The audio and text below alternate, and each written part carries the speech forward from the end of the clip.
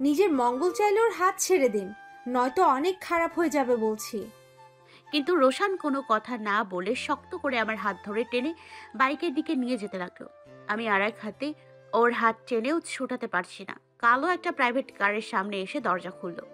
আমাকে ভেতরে নিয়ে যাওয়ার আগেই আরেকটা হাত এসে ঝাটকা মেরে রোশানের থেকে আমাকে তার কাছ থেকে টেনে নিয়ে বলল। আমি তাকিয়ে দেখি এনাজ রাগী চোখে রোশানের দিকে তাকিয়ে আছে। আমি বিস্মিত চাহনিতে বললাম, আপনি এখানে? কোথা থেকে ডাউনলোড না ধরে আমদানি হলেন? একদম হিরোর মতো এন্ট্রি মারলেন যে। তাই জিজ্ঞেস করলাম আর কি। এনাজ আমাকে চোখ রাঙিয়ে দাঁতে দাঁত চেপে বলল, কেন, খুব বেশি অসুবিধা হয়ে গেছে তোমার? কি যা তা বলেন, আপনি এসে বরং ভালো করেছেন। দেখুন না উনি আমার সাথে কি অসভ্যতামি করছে। তা তো দেখতেই পাচ্ছি। রোশানের দিকে তাকিয়ে বলল। সমস্যা কি আপনার? রাস্তার মাঝখানে ওর হাত ধরে টানাটানি করছেন কেন? রোশান কোনো কথা বলল না। ভ্রু কুচকে এনাজ আমাকে যে হাতে ধরে রেখেছে সেদিকে তাকিয়ে রইল। এনাজ রাগী কণ্ঠে বলল, আমি কিছু জিজ্ঞেস করছি, কি সমস্যা আপনার? কোন সাহসে আপনি ওর হাত ধরেছিলেন? রোশান তাচ্ছিল্যের হাসি দিয়ে বলল, যেই সাহসে আপনি ওর বাহুতে হাত রেখেছেন সেই সাহসে। এনাজ রেগে গেলে কেন জানি আবার ভীষণ ভয় করে। মনে হয় এই বুঝি আমার গালে ঠাস করে একটা দিয়ে বসলো। কিন্তু এনাজ সেরকম কিছু এখনো করেনি। তবুও মনের ভয়। এনাজ কিছুটা দম নিয়ে বলল, মুখ সামলে কথা বলুন। পাবলিক প্লেসে চুপচাপ আছি বলে আপনি যা খুশি তা বলে যাবেন আর আমি সব কিছু হজম করে নেব, এমনটা যদি ভাবেন তাহলে আপনি ভুল ভাবছেন। রোশান হাত মুঠো করে নিজের রাগ কন্ট্রোল করার চেষ্টা করছে। এনাজ আমার বাহুতে তার এক হাত পেঁচিয়ে জোরে নিজের সাথে চেপে ধরে রোশানকে আঙুল দিয়ে শাসালো। তারপর উল্টো দিকে নিয়ে যেতে লাগলো। রোশান একবারের জন্য আটকালো না। জোরে গাড়ির দরজায় লাথি মেরে রাগে ফুঁসতে লাগলো। এনাজ দুই আঙুল দিয়ে আমার মুখটা পেছন থেকে ঘুরিয়ে সামনের দিকে নিল।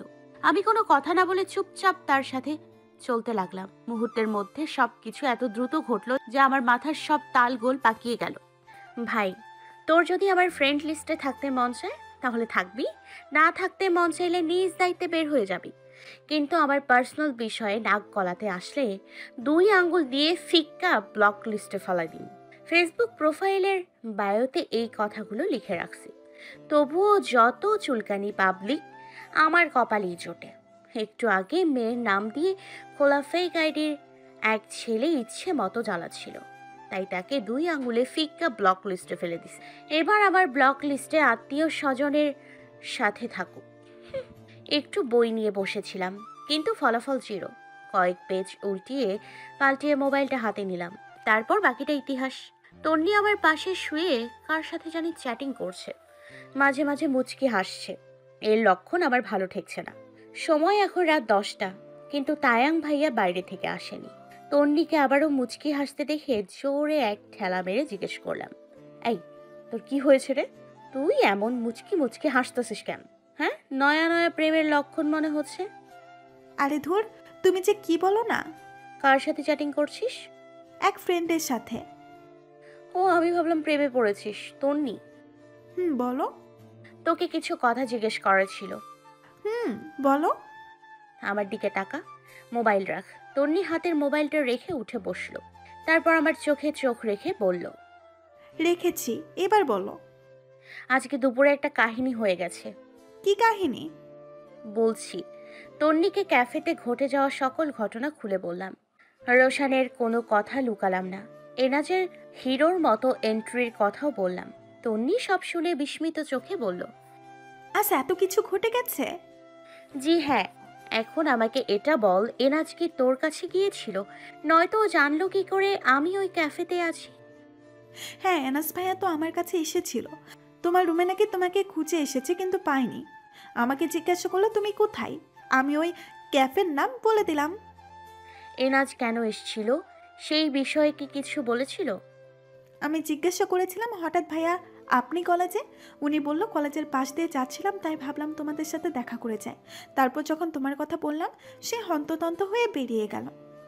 সত্যি উনি যদি সঠিক সময় না যেত তাহলে ওই রৈশূন্যই আমাকে আজ তুলেই নিয়ে যেত। জানিস, এনাজ ওই কাহিনী ঘটার পর আমার সাথে কোনো কথা বললো না। থমথমে গলায় শুধু বলল, বাইকে ওঠো। আমি বাইকে ওঠার পর এক টানে বাসার গেটে নামিয়ে দিয়ে চলে গেল। ভালো মন্দ কিচ্ছু বললো না। মাঝে মাঝে এদের কি হয় তাই আমি বুঝি না। এরা এমনি, কখন কি হয় তুমি কেন, আমিও বুঝি না। তন্নির মোবাইলে টুং করে মেসেজ আসতেই তন্নি মোবাইল নিয়ে ব্যস্ত হয়ে গেল। ভেবেছিলাম তায়াং ভাইয়াকে আজকে রোশানের কথা সব বলে দিব, কিন্তু তার আর আসার নামও নেই। সময়ও যেন কাটছে না। ও থাকলে দুজন টম অ্যান্ড জেরির মতো লেগে কখন যে সময় পার হয়ে যায় নিজেও জানি না। আমি উঠে খালামণির রুমে চলে গেলাম। খালামণি মোবাইলে সিরিয়াল দেখছে। আমি গিয়ে পাশে বসলাম। আমাকে দেখে মোবাইলটা রেখে জিজ্ঞেস করলো, কিছু বলবি? আমি মাথা নেড়ে হ্যাঁ বোঝালাম। খালামণি বলল, কি বলবি বল। তায়াং ভাইয়া কোথায়? এত রাত হয়েছে তবুও আসে না কেন? এর কথা আর বলিস না, একটু আগে কল দিলাম, মোবাইল বন্ধ। সন্ধ্যার দিকে নিজেই কল করে বলেছিল আসতে দেরি হবে, কিন্তু এখনো আসার খবর নেই। তা তুই হঠাৎ তায়াংয়ের খবর নিচ্ছিস যে? আমার সময় কাটছে না। তায়াং ভাইয়া থাকলে শয়তানি করতে পারতাম, তাই আর কি। ওরে ফাজিল মেয়ে, এর জন্য ভাইকে খোঁজা হচ্ছে?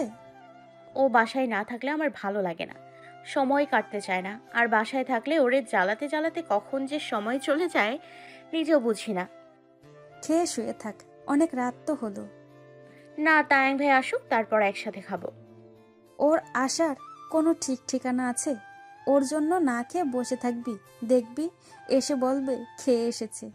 সে এখন খাবে না। থাক, তবু আর একটু অপেক্ষা করি। খালামণির রুম থেকে বের হয়ে ড্রয়িং রুমের সোফায় গিয়ে বসলাম। মাথাটা সোফার পেছনে হেলিয়ে দিয়ে দুপুরের কথা ভাবতে লাগলাম। মোবাইলে টুং করে মেসেজ আসতেই মোবাইল হাতে নিলাম। দেখি ভাইয়া মেসেঞ্জারে মেসেজ দিয়েছে। অন করে দেখি মেসেজে লেখা, কিরে শাকচুনি, ঘুমাসনি? আমি দ্রুত রিপ্লাই দিলাম, না এখনো ঘুমাইনি। তুই কোথায়? বাসায় কখন আসবি? অপর পাশ থেকে সিন হলো, কিন্তু রিপ্লাই এলো না। সিন করে রিপ্লাই না দিলে বিরক্ত লাগে, তাই কতগুলো অ্যাংরি রিয়েক্ট পাঠিয়ে বললাম, ওই পাঠা, মেসেজ দেখে রিপ্লাই দিস না কেন?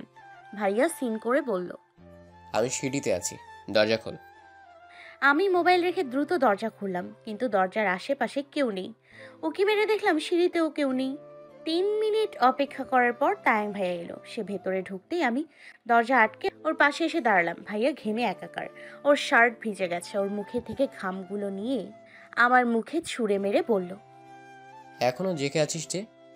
আমি নাক মুখ ছিটকে ওর থেকে 2 হাত দূরে গিয়ে বললাম, ইস খচ্চর, সর সামনে থেকে। ওয়াক, এই খচরামিগুলো কি তোর যাবে না রে পাঠা?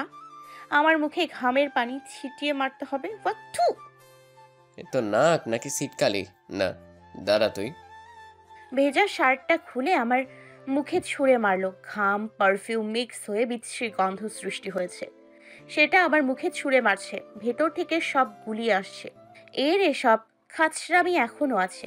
আমি ফিরতে ওর শার্ট ওর শরীরে ছুঁড়ে মেরে বললাম, সর খাচ্চোর, আমার মুখটাকেই খারাপ করে দিল। এখন ইচ্ছে মতো ফেস ওয়াশ দিয়ে মুখ ধুতে হবে। তোর সামনে থাকাই আমার ভুল হয়েছে। তোর এই আটা ময়দার থেকে আমার ঘামের পানি অনেক ভালো। তোর ভালো নিয়ে তুই থাক। এগুলো হলো তোর শাস্তি।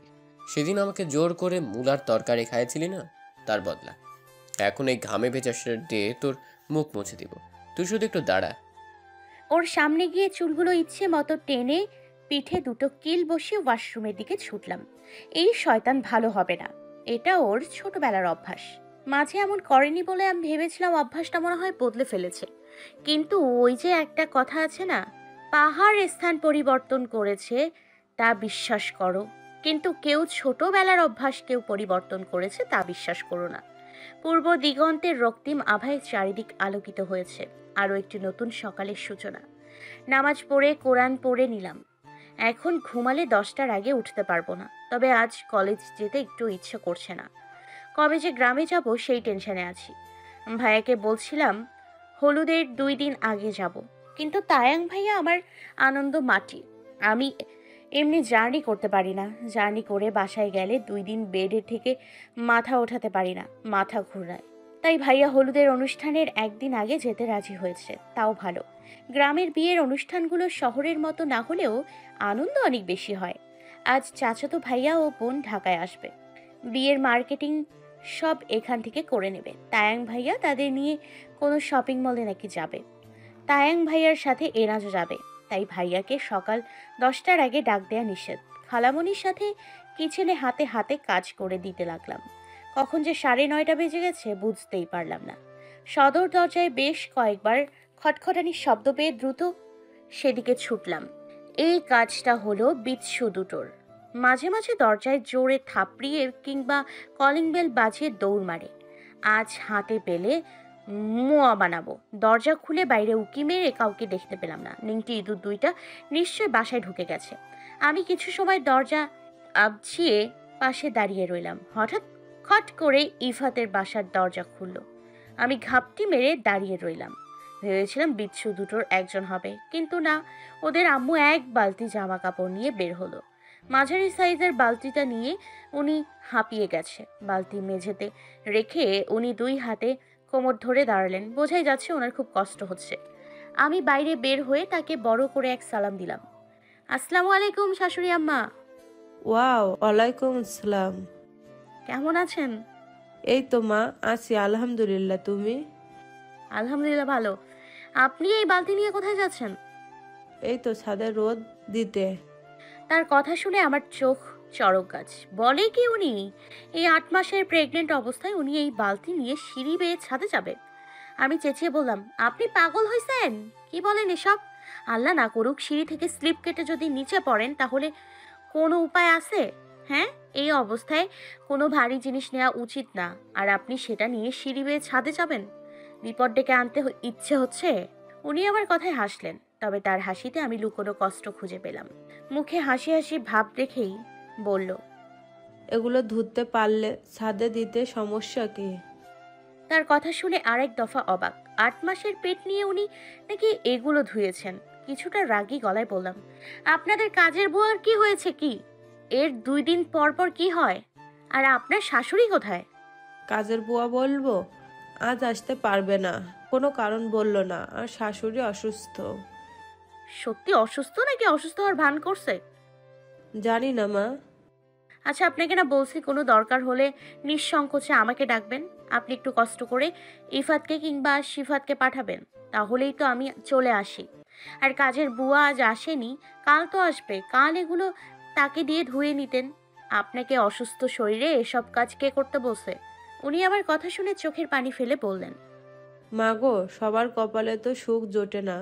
আমিও সেই হতভাগী গরিবের মেয়ে বলে আমার খারাপ লাগার কোনো দাম নেই। আল্লাহ আমাকে নিয়ে গেলেই ভালো হবে। আর ভালো লাগে না এই সংসার জীবন। তার প্রতিটা কথার মাঝে এক রাশ বিষণ্ণতা ও চাপা কষ্টের আঘাত খুঁজে পাচ্ছি আমি। সামনে গিয়ে 2 চোখের পানি মুছে দিয়ে বললাম, বাচ্চাদের মতো কান্না করেন না তো। নিশ্চয় আল্লাহ কষ্টের পর সুখ রেখেছেন।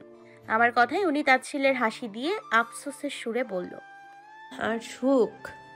আমাকে বালতিটা দিন, আমি ছাদে জামা কাপড় মেলে দিয়ে আসি। আর কখনো এসব ভারী বালতি নিয়ে ছাদে যাওয়ার কথা একদম চিন্তা করবেন না। দরকার পড়লে কোনো লজ্জা না পেয়ে আমাকে ডাকবেন।